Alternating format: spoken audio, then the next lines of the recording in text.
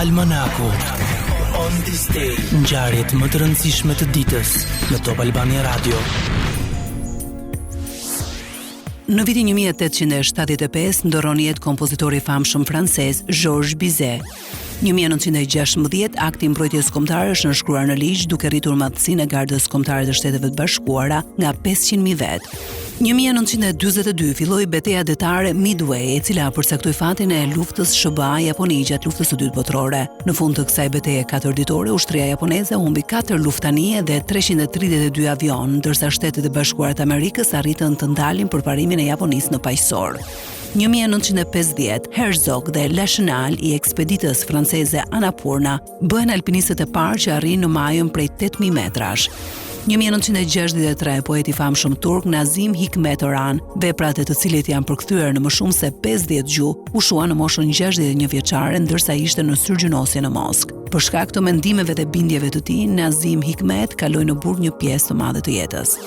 1963 ndron jetë në Vatikan Papa Gjon Pali i 22, lindur në Soto il Monte, një fshat i vogël në zonën e Bergamos. Angelo Giuseppe Roncalli u zgjodh në fronin papal në vitin 1958. 1965 zhvillohet nisja e Gemini 4, misioni i parë shumëditor në hapësirë nga një ekuipazh i NASA-s. Ed White, një antar i ekuipazhit, kryen ecjen e parë hapësinore amerikane. Astronautët James McDivitt dhe Ed White përshkuan tokën 66 herë në 4 ditë.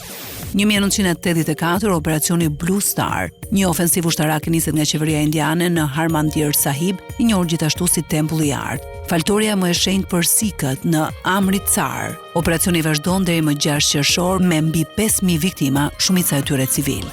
1989, lideri fetar iranian Ruhollah Khomeini u nda nga jeta në moshën 87 vjeçare, i konsideruar si lideri shpirtëror i revolucionit islam të Iranit.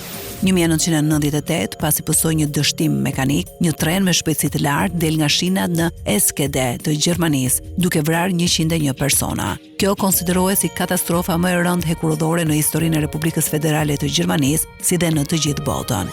2001 doron jetë në moshën 86 vjeçare Anthony Quinn. Quinn ishte një aktor, piktor, shkrimtar dhe regjisor meksikano-amerikan. Ai luajti në shumë filma të njohur si La Strada, Guns of Navarone, Zorba Greek, Guns for San Sebastian e të tjerë. 2016, Muhammad Ali, një prej emrave të paharrueshëm të boksit, ndoroi jetë në moshën 74 vjeçare. Ai vuante prej kohësh nga një sëmundje në mushkëri e cila ju përshkallëzua edhe nga Parkinsoni. 2017, ndodh sulmi i urës në Londër ku 8 vet janë vrarë dhe 10 civil u plagosur nga terroristët islamik. 3 nga sulmuesit u qelluan për vdekje nga policia britanike pas aktit të terrorit.